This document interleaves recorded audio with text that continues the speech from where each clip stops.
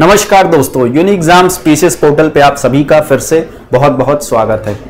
तो जैसा कि हम एनवायरमेंट एंड इकोलॉजी के प्रीवियस ईयर्स के यूपी पीसीएस के क्वेश्चंस डिस्कस कर रहे हैं, तो उसी सीरीज को हम आज आगे ले जाएंगे। इससे पहले हमने लगभग 5 सालों के पेपर डिस्कस कर चुके हैं। आप उस वीडियो को जरूर से जरूर देखें, क्योंकि ये क्वेश्चंस जो है आपके लिए बहुत ज्यादा इंपॉर्टेंट होने वाले हैं। आप पेपर उठा के देखिए, हर साल आपको कुछ ना कुछ questions, number of questions repeated मिलेंगे जो प्रीवियस ईयर्स में पूछे गए। इसीलिए बार बार ये जो है प्रेशराइज किया जाता है आपको कि प्रीवियस ईयर जरूर लगाएं।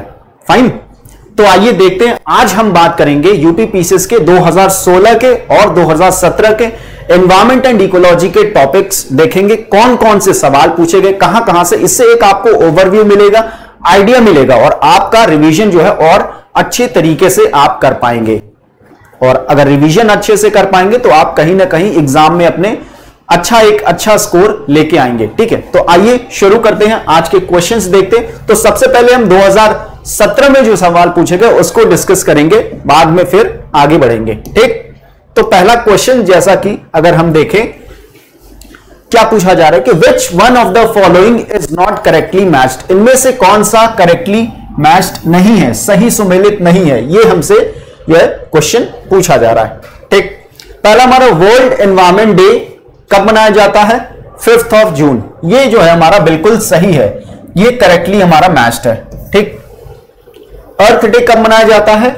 22 ऑफ अप्रैल हर साल। ये भी हमारा करेक्ट जो है पेयर यहां पे देखने को मिल रहा है। Anti tobacco day 5 of May. अगर इस ऑप्शन को देखें तो ये हमारा क्या है? इनकरेक्ट है, और यही हमारा उत्तर भी हो जाएगा। दिस इज अवर आंसर, क्योंकि एंटी टोबैको डे जो है वो 31 ऑफ मई, 5 ऑफ मई को ना मना के ये कब मनाया जाता है? 31 ऑफ मई। फाइन, और ओजोन डे जैसा कि हम जानते हैं ये बहुत ही कॉमन है, हर साल आपको ये ओजोन डे कहीं ना कहीं किसी ऑप्शन के फॉर्म में या क्वेश्चन के फॉर्म में आपको देखने को मिलेगा। ये 16 सितंबर को हर साल ऑब्जर्व किया जाता है ओजोन डे। तो आंसर हमारा ऑप्शन सी हो जाएगा। ठीक, तो हम इसमें अगर थीम्स की बात करें, कुछ जो इंपॉर्टेंट डेज है उनके थीम्स की बात करें, तो वर्ल्ड एनवायरमेंट डे की 2022 की जो थीम थी वो क्या थी? Living standard, living sustainably in harmony with nature. क्या है? Living sustainably in harmony with nature. और स्लोगन क्या था 2022 का?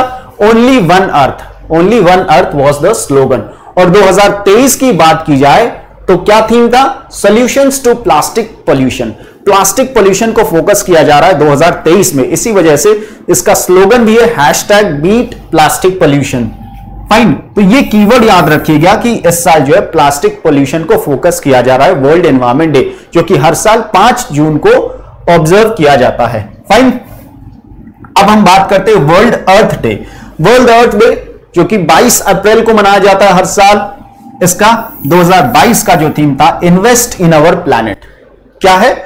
Invest in our planet was the theme. 2023 का भी यही थीम रखा गया है। फाइन, और वर्ल्ड नो टोबैको डे की बात करें तो 2022 में इसकी जो थीम थी, हर साल जैसा कि हम जानते हैं 31 ऑफ मई को मनाया जाता है, तो 2022 में जो थीम थी वो क्या थी? Tobacco threat to our environment. Tobacco threat to our environment. और वहीं अगर 2023 की अगर बात करें तो इसकी थीम थी वी नीड फूड। ठीक, we need food not tobacco. हमें जो है भोजन की जरूरत है, ना कि तंबाकू की जरूरत है। फाइन, तो ये हमारा जो है इंपॉर्टेंट थीम्स हैं, क्योंकि कभी कभार जो है थीम्स भी पूछे जाते हैं हमारे एग्जाम्स में।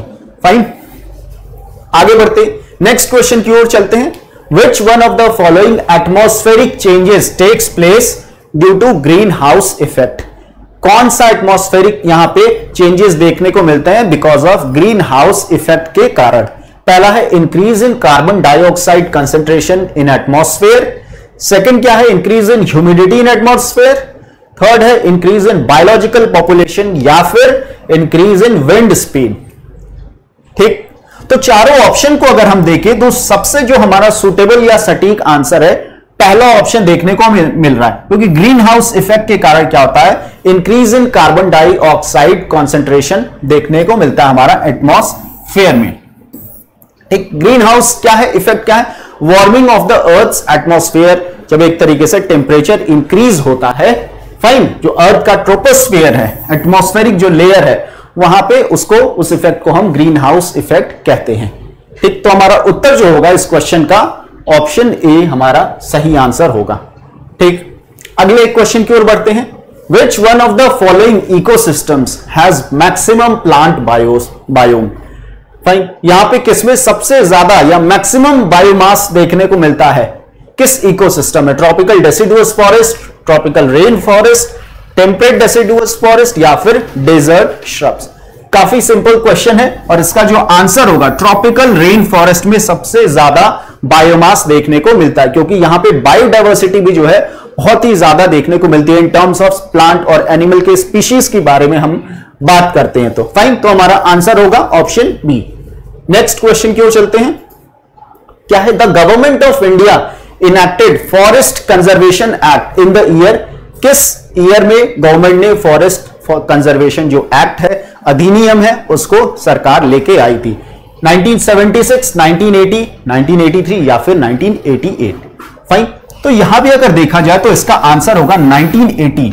1980 में गवर्नमेंट के द्वारा यह पर्टिकुलर एक्ट लेके आया गया था। फाइन, और अगर हम आगे देखें, नेक्स्ट क्वेश्चन की ओर चले, तो क्या है? Biodiversity has maximum danger from? Biodiversity को किससे सबसे ज्यादा खतरा है? फर्स्ट ऑप्शन क्या है? Destruction of natural habitats and vegetation, improper agricultural operation या फिर क्लाइमेट चेंज या वाटर पॉल्यूशन? तो यहां पे काफी क्लोज ऑप्शंस यहां पे दिए गए, तो बट यहां पे बायोडाइवर्सिटी की बात हो रही है, तो इस कीवर्ड को हम ध्यान में रखेंगे आंसर, अपना सही आंसर चूज करते हुए। तो इसके हिसाब से जो सबसे जो सुटेबल आंसर है वो है option A, that is destruction of natural habitats और वेजिटेशन। इससे सबसे ज्यादा बायोडाइवर्सिटी को खतरा होता है। फाइन, तो this is our answer. Next question की ओर चलते हैं। अगला सवाल क्या है कि which of the following are the primary causes of climate change? Primary cause की बात कर रहा है, क्लाइमेट चेंज का प्राइमरी कॉज या प्राइमरी रीजंस क्या है?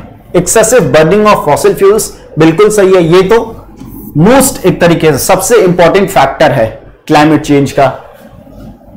Exploding number of automobiles driven by oil, ठीक है, जो व्हीकल्स हैं बहुत ज्यादा जो फ्यूल्स यूज कर रही है, नंबर ऑफ व्हीकल्स भी डे बाय डे इंक्रीज कर रहे हैं, तो इसकी वजह से भी एक तरीके से जो एमिशन निकल के आता है उससे भी क्लाइमेट को खतरा है। फाइन, थर्ड है इंक्रीजिंग सोलर फ्लेयर्स। अगर इसकी बात करें तो ये हमारा प्राइमरी कारण नहीं है क्लाइमेट चेंज का। फाइन, तो इस वजह से ये इनकरेक्ट हमारा हो जाएगा। और हेवी डिफॉरेस्टेशन की बात करें तो ये भी क्लाइमेट चेंज का एक इंपॉर्टेंट फैक्टर है। तो आंसर हमारा क्या निकल के आएगा? 1, 2 और 4 अगर देखें किस ऑप्शन में मिल रहा है तो ऑप्शन बी, यहां पे हमें अपना आंसर देखने को मिल रहा है। तो this will be our answer, ये हमारा सही उत्तर होगा। आगे बढ़ते हैं, नेक्स्ट क्वेश्चन की ओर चलते हैं कि Rani Jhansi maritime national park was founded in? ये पर्टिकुलर जो नेशनल पार्क है किस साल में जो है इसको स्टैब्लिश किया गया था, इसकी स्थापना की गई थी? 1994, 1995 या फिर 96, 97? काफी क्लोज्ड डेट्स आपको दिए गए हैं यहां पे।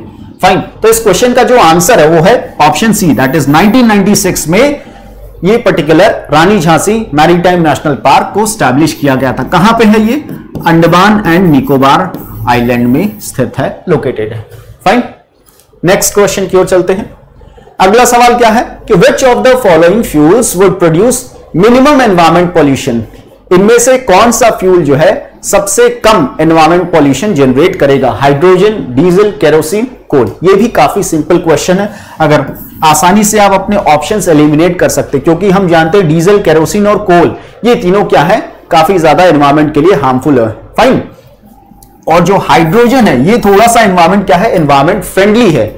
अगर हम हाइड्रोजन को एज अ फ्यूल यूज करें तो यही हमारा सही उत्तर है, क्योंकि ये तीनों ज्यादा पॉल्यूशन क्रिएट करते हैं एनवायरमेंट में। फाइन, क्योंकि हाइड्रोजन क्यों ज्यादा फायदेमंद है अगर हम इसको एज अ फ्यूल यूज करें? क्योंकि जो आउटपुट, जो प्रोडक्ट, बाई प्रोडक्ट निकल के आता है वो क्या है, क्या होता है?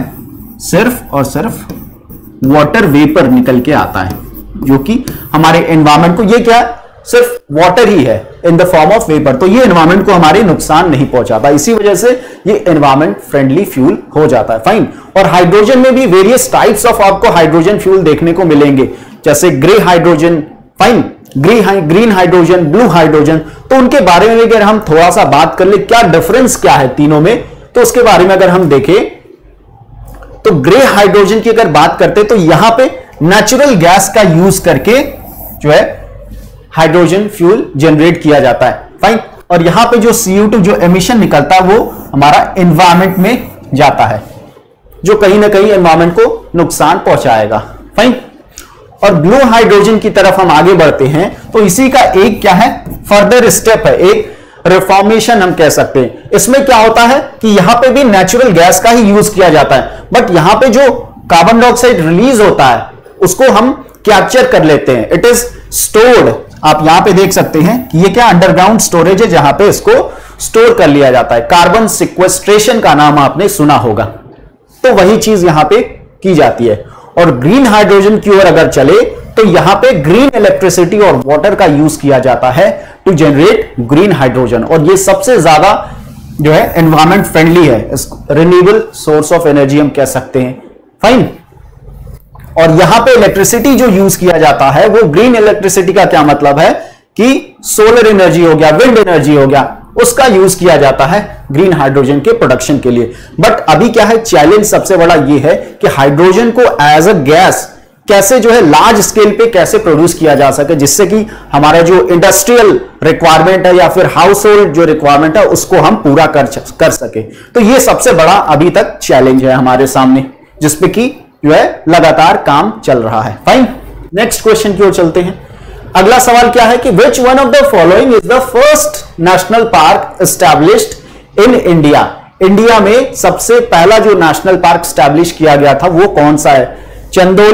चंदौली नेशनल पार्क, या जिम कॉर्बेट नेशनल पार्क, या फिर गिर फॉरेस्ट नेशनल पार्क, या दुधवा नेशनल पार्क। तो यहां पे ऑप्शंस की बात करें तो ये भी काफी आसान क्वेश्चन है, क्योंकि जिम कॉर्बेट नेशनल पार्क के बारे में हम काफी सालों से सुनते आए हैं, और यही हमारा क्या है, सबसे पहला नेशनल पार्क है इंडिया का, जिसको 1936 में एस्टैब्लिश किया गया था।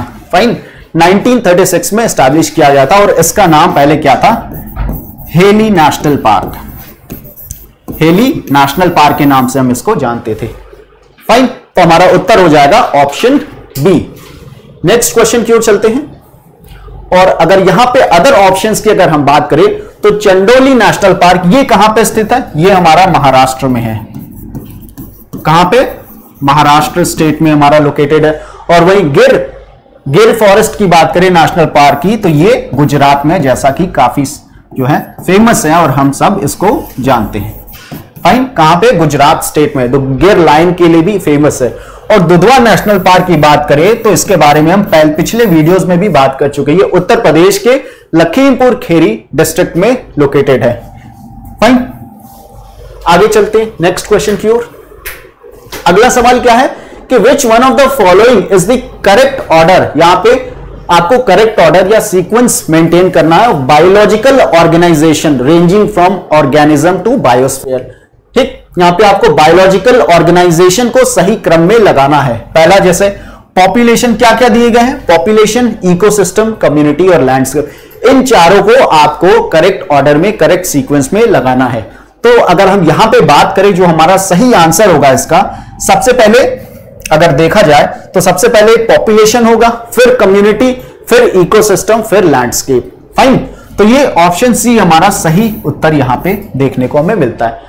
फाइन। तो अगर इस पूरे सीक्वेंस को अगर हम डिकोड करें, ठीक है, तो इसको हमारा कुछ इस तरीके से सीक्वेंस बनेगा, और जितने भी सवाल पूछे जाएंगे आपको इस सीक्वेंस बायोलॉजिकल ऑर्गेनाइजेशन से, आप सारे क्वेश्चंस अटेम्प्ट कर पाओगे। फाइन। A to Z यहां पे सारे आपको जो पार्ट्स हैं बायोलॉजिकल ऑर्गेनाइजेशन के वो दिए गए। जैसे स्टार्ट करेंगे हम मॉलिक्यूल से। मॉलिक्यूल मिलके सेल बनाते हैं, जैसा कि हम सबने बायोलॉजी में पढ़ा है, और सेल मिलके टिश्यू बनाते हैं, और टिश्यू जो है मिलके एक ऑर्गन बनाते हैं। और बहुत सारे ऑर्गन्स जब एक साथ आते हैं तो ऑर्गन सिस्टम बनता है हमारा, और ऑर्गन सिस्टम मिलके क्या बनाते हैं? ऑर्गेनिज्म बनाते हैं। फाइन। और बहुत सारे ऑर्गेनिज्म मिलके पॉपुलेशन बनता है।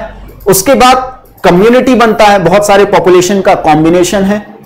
और बहुत सारी कम्युनिटीज मिलके इकोसिस्टम बनता है, फिर फर्दर हमारा लैंडस्केप तैयार होता है, फिर बायोम और अंत में हमारा बायोस्फीयर जो है आता है। ठीक, तो ये जितने भी पार्ट्स है बायोलॉजिकल ऑर्गेनाइजेशन के आप देख सकते हैं। फाइन, बहुत ही ज्यादा इंपॉर्टेंट ये भी है क्योंकि सवाल यहां से भी कभी कभी बार पूछ लिया जाता है। नेक्स्ट क्वेश्चन क्यों चलते हैं, Which one of the following is not correctly matched? कौन सा सही सुमेलित नहीं है। पहला क्या हमारा, इधर आपको ग्रीन हाउस गैसेस दे रखे हैं, एक साइड सोर्स दे रखा है। फाइन, तो यहां पे अगर हम पहला देखें कि कार्बन डाइऑक्साइड कहां से रिलीज होता है, थर्मल पावर प्लांट या स्टेशन जो है वहां से रिलीज होता है, जो कि बिल्कुल सही जो है पेयर यहां पे दिया गया है। सेकंड की अगर बात करें तो क्लोरोफ्लोरोकार्बन, क्लोरोफ्लोरोकार्बन क्या दिया है, ऑटोमोबाइल। यहां पे जो है ये ऑप्शन थोड़ा सा हमें अटपटा लग रहा है क्योंकि ये गलत ऑप्शन है। फाइन, क्लोरोफ्लोरोकार्बन जो है ऑटोमोबाइल से रिलीज नहीं होता, ये इसका सोर्स नहीं है। जबकि ऑटोमोबाइल की बात करें तो ऑटोमोबाइल से कौन सा गैस रिलीज होता है, वो है कार्बन मोनोऑक्साइड यूज होता है, रिलीज होता है। और सीएफसी की बात करें तो सीएफसी का सोर्स अगर क्या है तो रेफ्रिजरेटर्स हो गए, क्या हो गया, रेफ्रिजरेटर्स, एयर कंडीशनिंग जो एसी वगैरह यूज होता है वहां से जो है ये सीएफसी रिलीज होता है। फाइन, तो यही हमारा क्या है उत्तर हो जाएगा क्योंकि ये पेयर इनकरेक्ट है हमारा, तो option B will be our answer. और नाइट्रस ऑक्साइड की बात करें तो वाटर लॉग्ड जो पैडी फील्ड है, राइस फील्ड है, वहां से जो है निकलता है, इसका सोर्स है। सल्फर डाइऑक्साइड की बात की जाए तो ब्रिक किल, ठीक, ब्रिक किल्स, जहां पे ईंट जो है बनती है, भट्ठे। फाइन, आगे चलते हैं। गिवन बिलो दो स्टेटमेंट्स दिए गए, एक असर्शन एक रीजन, आपको जो है देखना है कि क्या रीजन या असर्शन ट्रू है कि नहीं।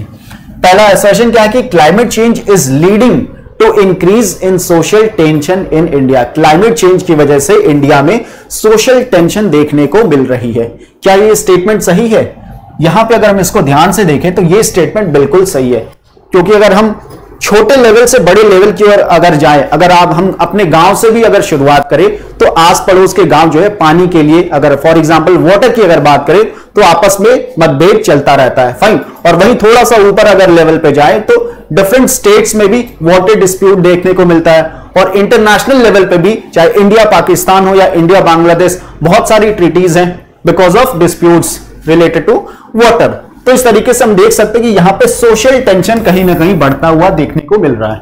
ओके, तो ये हमारा ट्रू है। सेकंड क्या है कि the frequency and intensity of the extreme weather events will have serious repercussions on food security. क्योंकि जो एक्सट्रीम जो फ्रीक्वेंसी या इंटेंसिटी है एक्सट्रीम वेदर की, बहुत ज्यादा टेम्परेचर का इंक्रीज होना या बहुत ज्यादा बारिश होना, दोनों ही केसेस में क्या है, नुकसान हो सकता है। तो इससे क्या हो रहा है कि जो फूड सिक्योरिटी है उस पर कहीं ना कहीं खतरा मंडरा रहा है, जो कि बिल्कुल करेक्ट है यहां पे। तो यहां पे रीजन भी करेक्ट हमें देखने को मिला। तो हमारा आंसर क्या हो जाएगा, both A and R are true and R is correct reason of A. तो ये हमारा सही उत्तर यहां पे होगा। फाइन, नेक्स्ट क्वेश्चन क्यों चलते हैं। तो अब तक हमने जितने भी क्वेश्चन किए वो 2016-17 में पूछे गए थे। अब हम जो है 2016 के क्वेश्चंस डिस्कस करेंगे। ठीक, तो आइए देखते हैं एक एक करके। पूछा जा रहा है कि मैक्सिमम बायोडायवर्सिटी कहां पे हमें देखने को मिलता है, टुंड्रा कॉनिफेरस फॉरेस्ट में या टुंड्रा फॉरेस्ट में, ट्रॉपिकल रेन फॉरेस्ट में या फिर टेम्परेट फॉरेस्ट में।